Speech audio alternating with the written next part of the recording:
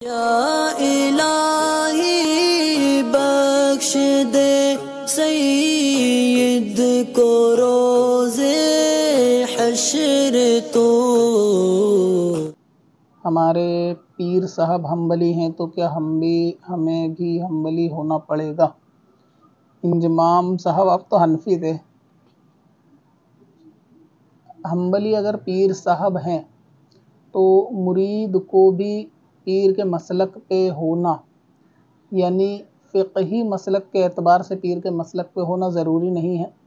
اگر پیر باشرہ سنی صحیح العقیدہ ہے تو وہ چاہے حنبلی ہو، شافعی ہو یا مالکی ہو، اور وہ ان میں سے کسی بھی مسلک کے طریقے سے نماز پڑھتا ہو، کسی بھی مسلک کے مسائل کو فالو کرتا ہو، اس سے پیری مریدی یعنی بیعت پر کوئی فرق نہیں آئے گا۔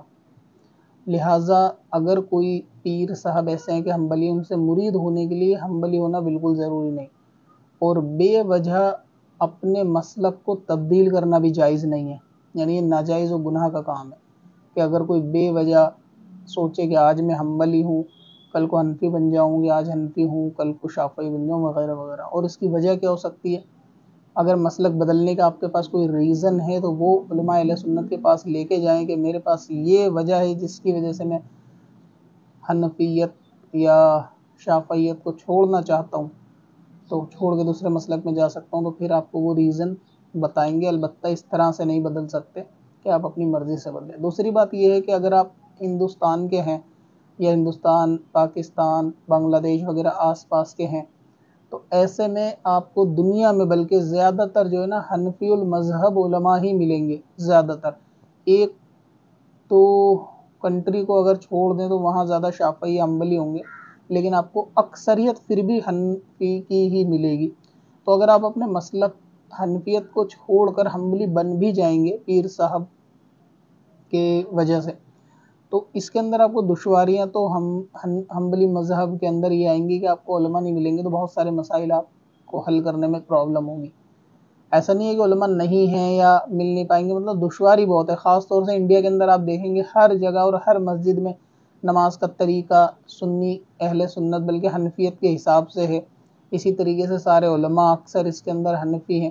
تو اگر آپ کے آگے کوئی بزنس کا مسئلہ آئے گا تو وہ اسی طریقے سے حل کیا جائے گا جس مسلک کا وہ بندہ ہوگا، کیونکہ ان کے پاس دلیلیں پھر اپنی حدیثیں ہوں گی اپنے حساب سے، اور جس کے اوپر وہ لوگ عمل کرتے ہوں گے، تو اس اعتبار سے آپ کو دشواری ہوگی نماز روزے کے اندر اور طہارت کے اندر اور دوسرے معاملات کے اندر جو ہے نا مسائل میں دین سیکھنے میں دشواری ہوگی، پھر کنفیوژن بھی آپ کو بہت ہوگی۔ اگر آپ بچپن سے ہی حنفی المذہب کو فالو کرتے آئے ہیں تو اس کے طریقہ کار بہت زیادہ ذہن میں ہوتے ہیں، تو کبھی کبھی بندہ بے دھیانی میں ان کے اکارڈنگ ہی فالو کر رہا ہوتا ہے۔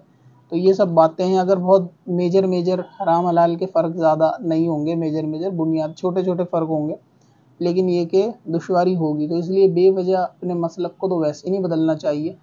اور پیر صاحب اگر حنبلی ہیں تو آپ کو بھی حنبلی ہونے کی ضرورت نہیں۔ اگر آپ کا دل چاہتا بھی ہے نا تو آپ اس کو شیطانی وسوسہ سمجھیں کہ وہ یہ کہتا ہے کہ پیر صاحب کی محبت میں حنبلی بن جاؤ، تو یہ شیطانی وسوسہ ہو سکتا ہے کہ آپ کو حنفیت سے ہٹا کے وہ حنبلیت کی طرف لے کے جائے گا، پھر آپ کو دین سیکھنے میں بھی دشواری ہوگی، نہ علماء ملیں گے، اور کتابیں اگر مل بھی گئیں تو ان کو سمجھانے کے لیے بھی پھر آپ کے پاس علماء نہیں ہوں گے یا بہت زیادہ کم ہوں گے۔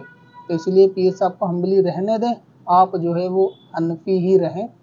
اور غوث اعظم بھی حنفی نہیں تھے، لیکن جو بھی مرید غوث اعظم کے سلسلے میں بیعت کرتے ہیں تو کیا وہ سب حنبلی ہو جاتے ہیں؟ وہ سب بھی تو حنفی رہتے ہیں۔ تو اسی طریقے سے آپ حنفی رہیں انشاءاللہ۔ یہ وہ مسلک ہے جس کے اندر بڑے بڑے اکابر اولیاء، بڑے بڑے غوث قطب ابدال جو ہے اس مسلک کو جنہوں نے فالو کیا ہے بڑے بڑے، تو اس لیے آپ حنفی رہیں، پیر صاحب کی محبت میں حنبلی نہ بنیں۔ السلام علیکم ورحمۃ اللہ وبرکاتہ۔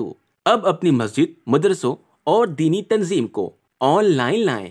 ڈومین نیم اور ویب ہوسٹنگ خریدیں قادریhosting.com سے اور پائیں خاص آفر کے ساتھ سب سے سستی SSD ویب ہوسٹنگ۔ کب سے اپنی خطاؤں کا شمارا جائے گا۔